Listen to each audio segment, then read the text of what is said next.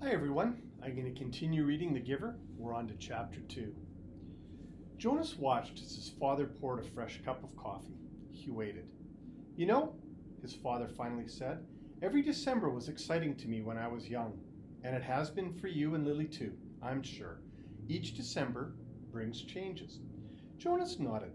He could remember the Decembers back to when he had become, well, probably a 4. The earlier ones were lost to him, but he observed them each year, and he remembered Lily's earliest Decembers.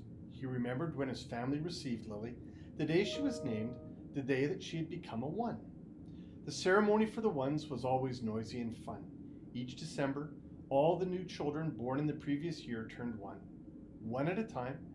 There were always 50 in each year's group. If none had been released, they had been brought to the stage by the nurturers who had cared for them since birth. Some were already walking, wobbly on their unsteady legs. Others were no more than a few days old, wrapped in blankets, held by the nurturers. I enjoy the naming, Jonas said. His mother agreed, smiling. The year we got Lily, we knew, of course, that we'd receive our female, because we'd made our application and had been approved. But I'd been wondering what her name would be. I could have sneaked a look at the list prior to the ceremony, Father confided. The committee always makes the list in advance, and it's right there, in the office, at the nurturing center. As a matter of fact, he went on, I feel a little guilty about this, but I did go in this afternoon and look to see if this year's naming list had been made yet. It was right there in the office, and I looked up number 36. That's the little guy I've been concerned about, because it occurred to me that it might enhance his nurturing if I could call him by a name, just privately, of course, when no one else is around. Did you find it? Jonas asked. He was fascinated. It didn't seem a terribly important rule, but the fact that his father had broken a rule at all awed him. He glanced at his mother, the one responsible for adherence to the rules, and was relieved that she was smiling. His father nodded. His name, if he makes it to the naming, without being released, of course, is to be Gabriel. So I whisper that to him when I feed him every 4 hours and during exercise and playtime, if no one can hear me. I call him Gabe, actually, he said and grinned. Gabe? Jonas tried it out. A good name, he decided.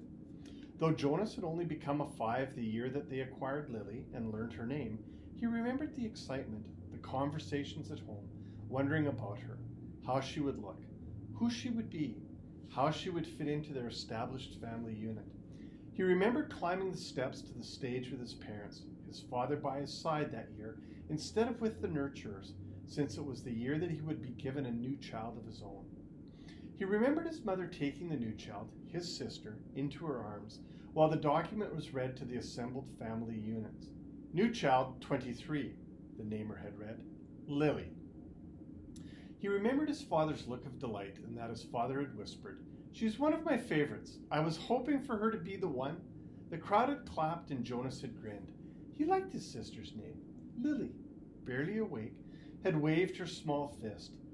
Then they had stepped down to make room for the next family unit. When I was an 11, his father said now, as you are, Jonas, I was very impatient, waiting for the ceremony of 12. It's a long 2 days. I remember that I enjoyed the 1s, as I always do, but that I didn't pay much attention to the other ceremonies, except for my sister's. She became a 9 that year and got her bicycle.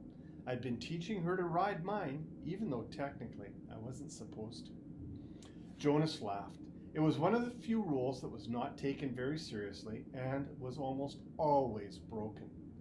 The children all received their bicycles at 9. They were not allowed to ride bicycles before then, but almost always, the older brothers and sisters had secretly taught the younger ones. Jonas had been thinking already about teaching Lily. There was talk about changing the rule and giving the bicycles at an earlier age.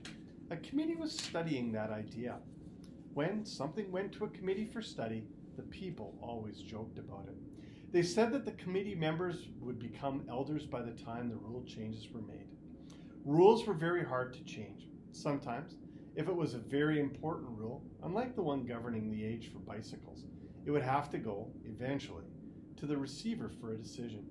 The receiver was the most important elder. Jonas had never seen him, that he knew of, someone in a position of such importance lived and worked alone. But the committee would never bother the receiver with a question about bicycles. They would simply fret and argue about it themselves for years until the citizens forgot that it had ever gone to them for study. His father continued. So I watched and cheered, and when my sister Katya became a 9 and removed her hair ribbons and got her bicycle, Father went on, then I didn't pay much attention to the 10s and 11s. And finally, at the end of the second day, which seemed to go on forever, it was my turn. It was the ceremony of 12. Jonas shivered.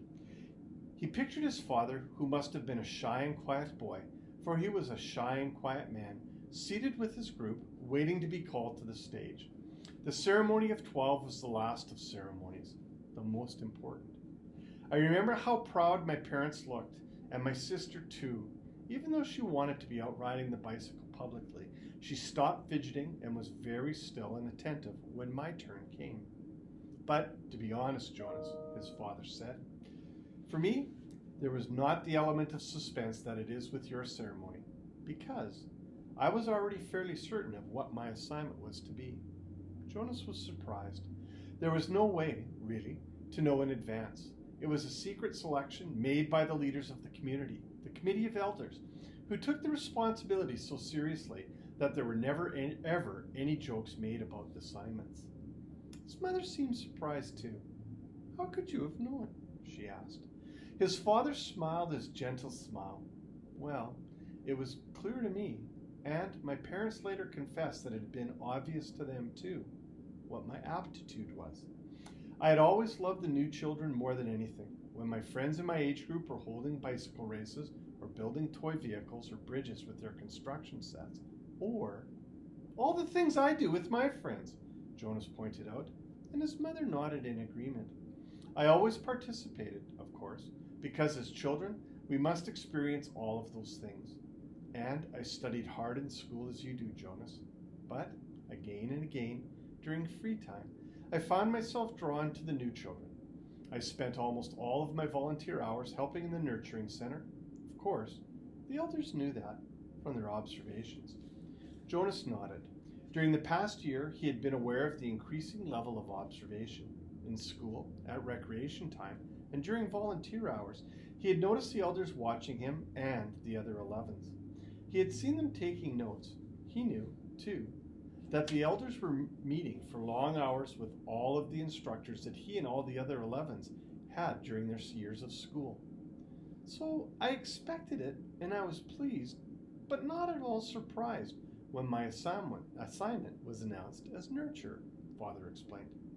Did everyone applaud, even though they weren't surprised? Jonas asked. Well, of course. They were happy for me that my assignment was what I'd wanted most. I felt very fortunate. His father smiled. Were any of the 11s disappointed your year? Jonas asked. Unlike his father, he had no idea what his assignment would be, but he knew that some would disappoint him. Though he respected his father's work, nurture would not be his wish, and he didn't envy laborers at all. His father thought, no, I don't think so. Of course, the elders are so careful in their observation and selections. I think it's probably the most important job in our community, his mother commented. My friend Yoshiko was surprised by your selection as doctor, Father said, but she was thrilled. And let's see, there was Andre. I remember that when we were boys, he never wanted to do physical things.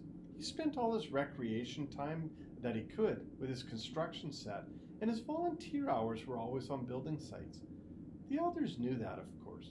Andre was given the assignment of engineer, and he was delighted. Andre later designed the bridge that crosses the river to the west of town, Jonas's mother said. It wasn't there when we were children. There were very rarely disappointments, Jonas. I don't think you need to worry about that, his father reassured him. And if there are, you know there's an appeal process. But they all laughed at that. An appeal went to a committee for study. I worry a little bit about Asher's assignment, Jonas confessed. Asher's such fun, but he doesn't really have any serious interests. He makes a game out of everything. His father chuckled.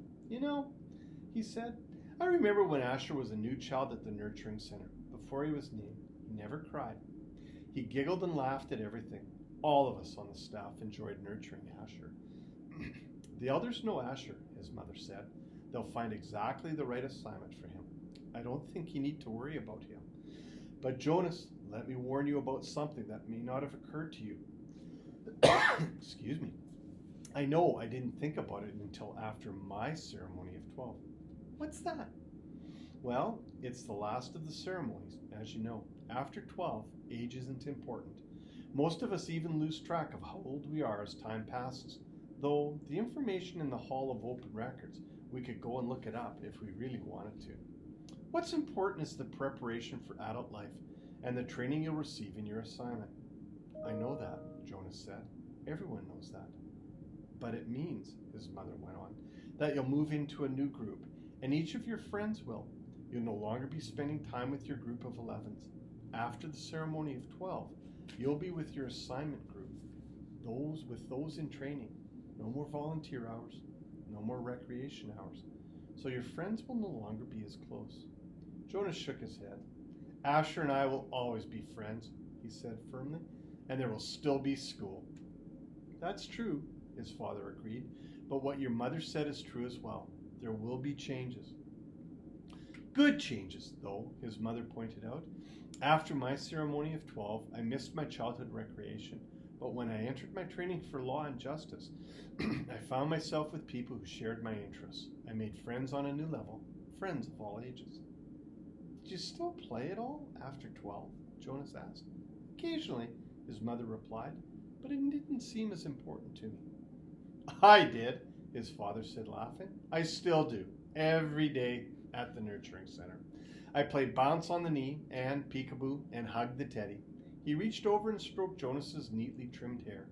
Fun doesn't really end when you become 12. Lily appeared, wearing her nightclothes in the doorway. She gave an impatient sigh. This is certainly a very long private conversation, she said, and there are certain people waiting for their comfort object. Lily, her mother said fondly, you're very close to being an 8, and when you're an 8, your comfort object will be taken away. It will be recycled to the younger children. You should be starting to go off to sleep without it. But her father had already gone to the shelf and taken down the stuffed elephant which was kept there.